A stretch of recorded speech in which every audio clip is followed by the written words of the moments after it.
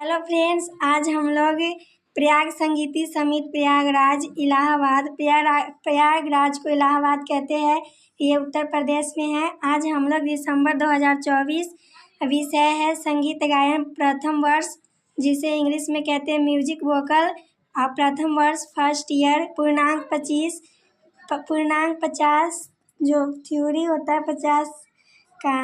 तो ये नोट है, खंड क एवं खंड ख के सभी प्रश्नों को करना अनिवार्य है तथा खंड ग के किन्हीं दो प्रश्नों के उत्तर देना है। तो हम लोग पढ़ते हैं। तो पहला क्वेश्चन को आप लोग भी कीजिए। तो पहला का अ है रिक्त स्थानों की पूर्ति करें। तो पहला है राग बिलावल डैश ठाट का राग है। तो राग बिलावल ठाट का राग है। स्वरों के चढ़ते क्रम को डैश कहते हैं। स्वरों को चढ़ते क्रम को आरोह कहते हैं। इसके बाद तीसरा है राग का प्रमुख स्वर वादी कहलाता है। यहाँ वादी लिखिए। इसके बाद चौथा है कहरवा ताल में डैश मात्रा पर खाली होता है।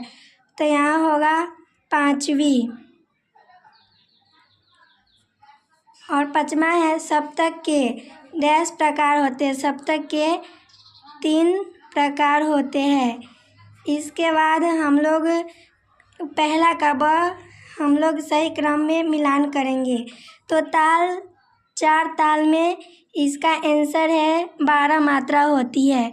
तो पहला का 3 होगा। दूसरा स्वरों की संख्या कितनी होती है? स्वरों की संख्या 3 होती है। स्वरों की संख्या 3 होती है। तीसरा राग का द्वितीय महत्वपूर्ण स्वर होता है। तीसरा का संवादी होता है। तीन ताल में खाली होता है 9वीं मात्रा पर। तो यहाँ 9वीं मात्रा पर। और पांचवा का होगा 3 होती है। तो आज हम दूसरा फिर प्रश्न का आंसर लिखेंगे। तो पहला है अति लघु उत्तरीय प्रश्नों के उत्तर दें। पहला है नाद किसे कहते हैं? इसका हम लोग आंसर देखेंगे। तो हम लोग दूसरा क्वेश्चन पढ़ेंगे, अति लघु उत्तरीय प्रश्नों के उत्तर दे। तो हम पहले 10वां पूरा पढ़ देते हैं। इसके बाद हमने कॉपी पर जो लिखा है उसको बताएंगे। तो पहला है नाद किसे कहते हैं। दूसरा है ठाट की परिभाषा लिखिए। तीसरा भारतीय संगीत की पद्धतियों के नाम लिखिए। चौथा राग बिहार का आरोह अवरोह पकड़ लिखिए। पांचवा वार्ज्य स्वर किसे कहते हैं। छठा सम की परिभाषा लिखिए। सातवां दादरा ताल का ठेका लिखिए। आठवां 7 स्वरों के पूर्ण नाम लिखिए। 9वां सम ताली एवं खाली के चिन्ह लिखिए। 10वां लय के कितने प्रकार है लिखिए। तो अब हम कॉपी पे इसका आंसर देखेंगे। तो यहाँ पे है नाद किसे कहते हैं। तो इसका उत्तर है नियमित और स्थिर आंदोलन संख्या मधुर ध्वनि को नाद कहते हैं। इसके बाद दूसरा है ठाट की परिभाषा लिखिए। तो उत्तर है सप्तक के 12 स्वरों में से 7 क्रमानुसार मुख्य स्वरों के उस समुदाय को ठाट कहते हैं जिससे राग उत्पन्न है। हिंदुस्तानी संगीत में 10 ठाट माने गए हैं। और तीसरा का है भारतीय संगीत की पद्धतियों के नाम लिखिए। तो इसका उत्तर है भारतीय संगीत की 2 पद्धतियाँ हैं। पहला उत्तरी संगीत जिसे हिंदुस्तानी संगीत पद्धति कहते हैं। दूसरा दक्षिणी संगीत जिसे कर्नाटकी संगीत पद्धति कहते हैं। फिर चौथा है राग बिहार का आरोह अवरोह पकड़ लिखिए। तो इसका उत्तर है आरोह नी सा ग म प नी सा। फिर अवरोह है सा नी ध प म प ग म ग रे सा। फिर पकड़ है नी सा ग म प ग म ग रे सा। फिर पांचवा है वर्ज्य स्वर किसे कहते हैं। जिस स्वर का किसी राग में प्रयोग न हो उसे वर्ज्य स्वर कहते हैं। फिर छठा है सम की परिभाषा लिखिए। प्रथम मात्रा पर पड़ने वाली ताली को सम कहते हैं। फिर 7वां है दादरा ताल का ठेका लिखिए। इसका उत्तर है दादरा ताल मात्रा 6। 3 मात्राओं के 3 विभाग है, ताली 1 पर और ताली 4 पर। धा, धी ना, धा तू ना।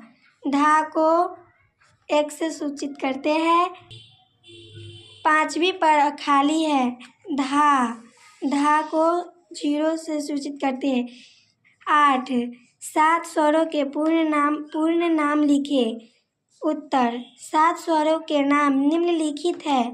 सा का सडज, रे का ऋषभ, ग का गंधार, म का मध्यम, प से पंचम, ध का धैवत, नि निषाद।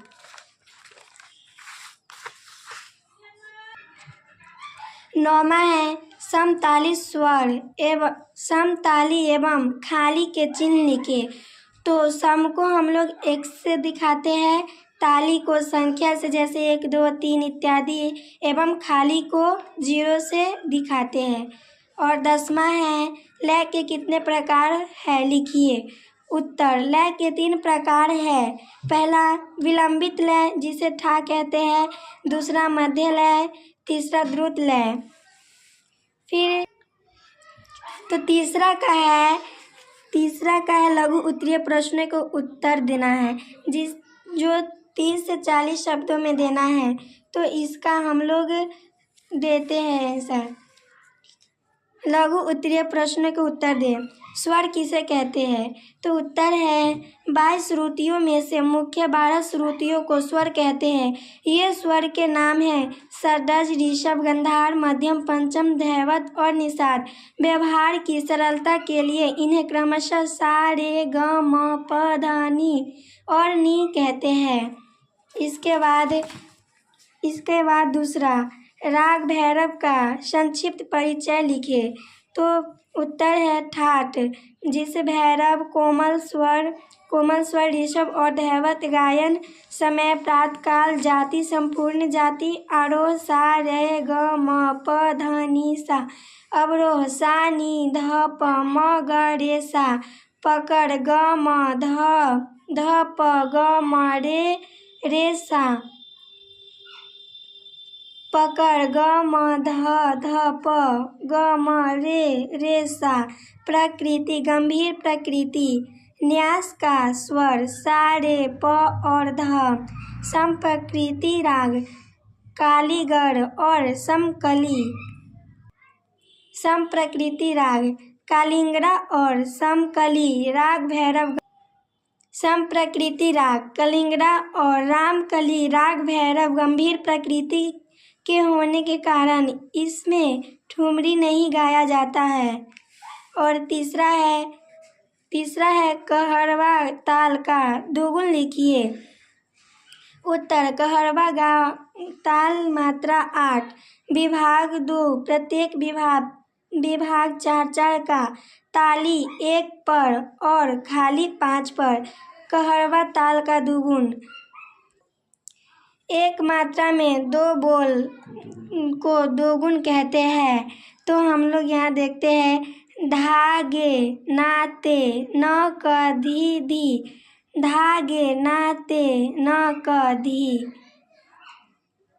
इसके बाद हम लोग चौथा का आंसर देखेंगे। राग के प्रमुख लक्षण लिखिए। उत्तर राग के लक्षण निम्नलिखित है। राग कर्णप्रिय होना चाहिए तथा रंजकता भी आवश्यक होना चाहिए। दूसरा, राग में कम से कम 5 और अधिक से अधिक 7 स्वरों की संख्या रहना चाहिए। तीसरा, प्रत्येक राग किसी न किसी ठाट से उत्पन्न होता है। किसी भी राग में सा कभी वर्जित नहीं होता क्योंकि ये आधार स्वर होता है। 5वां, म और प एक साथ कभी वर्जित नहीं होता। इसके बाद अब हम लोग खंड ग का ये पढ़ेंगे। दीर्घ उत्तरीय किन्हीं 2 प्रश्नों के उत्तर कम से कम 100 से 150 शब्दों में लिखना है। तो हमने पहला और तीसरा का आंसर लिखा है अपने कॉपी में। तो पहला क्वेश्चन ये था खंड ग का। तो पाठ्यक्रम के किन्हीं 2 रागों का पूर्ण परिचय दे, आलाप सहित लिखिए। तो हम इसका उत्तर देखते हैं। उत्तर है राग भूपाली का पूर्ण परिचय। तो ठाट, कल्याण, वादी, गंधार, संवादी, दैवत, अन्य नाम, मोहन राग कर्नाटकीय में वार्ज्य स्वर मध्यम और निषाद जाति, औडव औडव गायन समय रात्रि का प्रथम पहर, संप्रकृति राग देशकार न्यास का स्वर सा ग प, आरोह सा रे ग प ध सा, अवरोह सा ध प ग रे सा, पकड़ प ग रे सा रे ग प ग रे सा, प्रकृति चंचल। इसके बाद राग भूपाली का आलाप 8 मात्रा में। तो हम लोग पहला देखेंगे। तो पहला है सा आ, ग रे सा आ, ग रे सा ध, सा रे ग अ। 16 मात्रा का आलाप। ग रे सा ध, सा रे ग अ, प ग रे सा ध सा। राग यमन। अन्य नाम कल्याण, ठाट कल्याण, स्वर वादी स्वर, गंधार, संवादी स्वर, निषाद जाति, संपूर्ण वर्जित स्वर कोई नहीं, गायन समय रात्रि के प्रथम पहर, संप्रकृति राग यमन कल्याण, गायन समय 7 से 10 बजे, न्यास का स्वर सा रे ग प और नी, आरोह नी रे ग म ध नी सा, अवरोह सा नी ध प म ग रे सा, पकड़ नी रे ग रे प रे नी रे सा, और प्रकृति चंचल। इसके बाद है राग यमन। राग यमन का आलाप 8 मात्रा का। पहला सा आ नी रे, ग रे सा, नी रे ग म, प आ रे सा। इसके बाद 16 मात्रा का।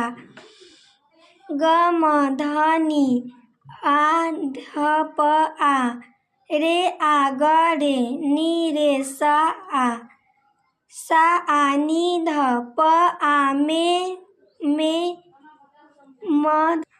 म ध, प आ म ग रे सा आ। इसके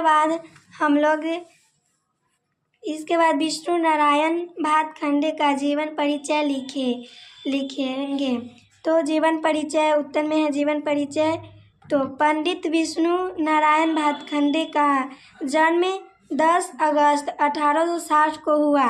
जन्म स्थान महाराष्ट्र प्रदेश के बालकेश्वर नामक स्थान में कृष्ण जन्माष्टमी के दिन हुआ था। पंडित जी ने सितार गायन और बांसुरी तीनों की शिक्षा प्राप्त की और अच्छा अभ्यास किया। शिक्षा सेठ वल्लभ दास से सितार, जयपुर के मोहम्मद अली खां। शिक्षा सेठ वल्लभ दास से सितार सीखे। गायन सीखे जयपुर के मोहम्मद अली खां, ग्वालियर के पंडित एकनाथ, रामपुर के कल्बे अली खां आदि व्यक्तियों से सीखा।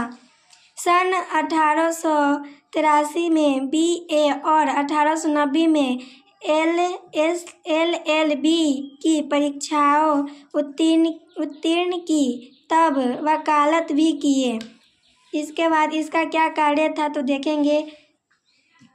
कार्य आधुनिक काल में संगीत के शास्त्रीय पक्ष की ओर जनता का ध्यान आकर्षित किए, क्रियात्मक रूप दर्शन कराया। उनसे विभिन्न रागों के बहुत से गीत एकत्रित किए और उनकी स्वरलिपि भातखंडे क्रमिक पुस्तक के 6 भागों में संग्रहित कर जनता के सामान्य लेखा सामने रखा। भातखंडे स्वरलिपि हिंदुस्तानी संगीत में प्रसिद्ध है। भातखंडे जी ने वैज्ञानिक तरीके से 10 ठाट माने हैं। जिस समय भारत में रेडियो न था वे सम्मेलन किए। 1916 ने बदौरा नरेश बदौरा 1916 में बदौरा नरेश के सहायता से प्रथम संगीत सम्मेलन सफलतापूर्वक आयोजित किया। उस सम्मेलन में अखिल भारतीय संगीत अकादमी स्थापित करने का प्रस्ताव सर्वसम्मति से पास हुआ। इसकी रचना आप देखेंगे हिंदुस्तानी संगीत पद्धति क्रमिक पुस्तक मल्लिका 6 भागों में, भातखंडे संगीत शास्त्र 4 भागों में, अभिनव राग मंजरी, लक्ष्य संगीत, स्वर मल्लिका इत्यादि। और इनकी मृत्यु को हम लोग जानेंगे। इस प्रकार भातखंडे जी ने जीवन पर्यंत संगीत की अथक सेवा करते रहे और सितंबर 1936 को उनका स्वर्गवास हो गया। वास्तव में विष्णु दिगंबर और भातखंडे पूरक थे। एक ने संगीत का भव्य रूप जनता के सम्मुख रखा तो दूसरे ने उन्हें देखने के लिए ज्ञान चक्षु प्रदान किए। संगीत के साथ ये दोनों विभूतियाँ और अमर रहेगी। अगर आपको ये वीडियो पसंद आई हो तो लाइक और सब्सक्राइब कीजिए। धन्यवाद।